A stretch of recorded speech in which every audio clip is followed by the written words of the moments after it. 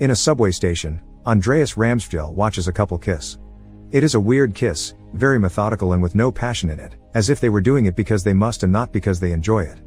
After thinking about it for a moment, Andreas decides to jump on the track as he remembers how this all got started. Many weeks ago, in the middle of the desert, an old man hangs a welcome sign on an abandoned gas station right before a bus arrives. This bus drops a scruffy-looking Andreas, who has no idea what is going on. Now that Andreas is here, the old man takes the sign off, then drives the newcomer to the city while making mindless small talk. The area is clean and perfectly peaceful, perhaps too much so. Andreas is given an apartment of his own and a job as an accountant before he is left to his own devices for the night. Exploring the apartment does not take long since it is small and only has the bare necessities, not even the smallest decoration, although it does include some clothing as well, even if they are very simple suits. Andreas shaves off his beard before going to bed so he looks better for his first day at work. The next morning, he goes to work at a prestigious company, where he meets a few of his co-workers and is given some money to get him started before he is shown to his office. Like his apartment, the office is small and only has the bare necessities, so Andreas spends the day punching numbers. He only takes a break to have lunch, for which he goes to a bench near the office. On his way back, he notices something disturbing in a house across the street, the body of a man stuck in the railing of an apartment building. Nobody in the area seems to care, they all continue with their lives as a group of cleaners come by to remove the body without showing any care either, they just treat it like a bag of trash to be taken out. When Andreas returns to his office a moment later and looks through the window, the railing has already been cleaned and there is no trace of anything strange happening there. After work is over, Andreas goes to a bar, but he does not have a very good time drinking by himself. When he goes to the bathroom, he complains about the alcohol in this place being watered down because it has had no effect on him whatsoever. The man on the floor next to him disagrees, saying it has always been like this, but a voice from behind a stall door does agree. This voice thinks nothing tastes right, be alcohol, chocolate, or women. Their talk is interrupted when more men walk in, but afterward, Andreas tries to follow the man from the stall when he leaves the bar. He sees him enter a building and turn on the light in one of the basement apartments, from which delightful music comes out. Andreas begins living in a boring and mindless routine of just working and having dinner that tastes like nothing in front of the TV. One afternoon, he decides he wants to shake things up a little and feel something different, so he lets the paper cutter hurt his finger. When his co-workers come to check on him, they do not seem to be disturbed at the fact he has lost a finger, they just ask him why he is sitting on the floor.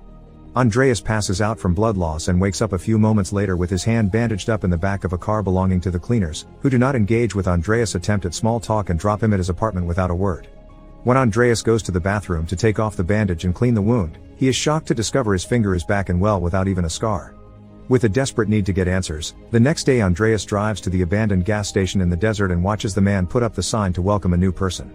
When the bus begins driving away, Andreas follows it in his car, but he quickly loses sight of it so there is nowhere for him to go.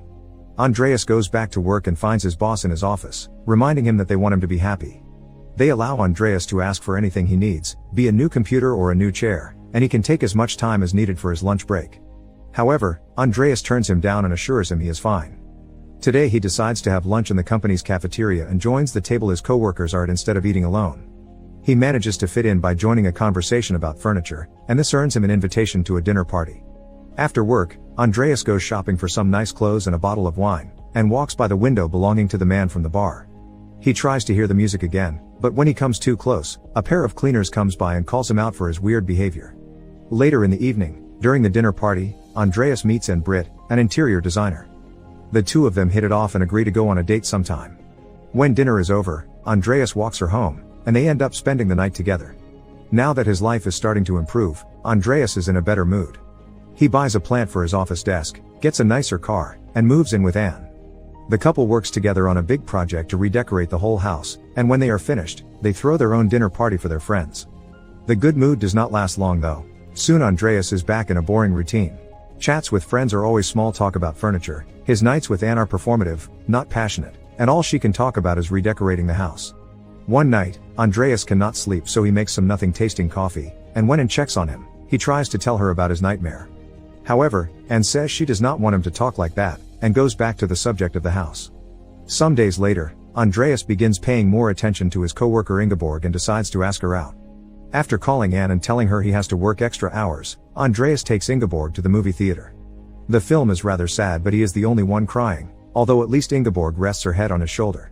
Afterward, Andreas drives Ingeborg home and asks if she would be okay with fooling around with him while he continues to live with Anne. Ingeborg accepts, and they end up making out. Andreas and Ingeborg begin having a secret affair, although they think it would be nice not to have to hide. One afternoon, tired of these boring hours spent with Anne in front of the TV, Andreas tells her he has met someone else and he wants to break up. Anne does not look bothered though, she just asks him to wait until Saturday to move out because they are having guests that day. Once the dinner party passes, Andreas goes to visit Ingeborg, surprising her with flowers and a special reservation at a very nice restaurant that will open its doors just for them.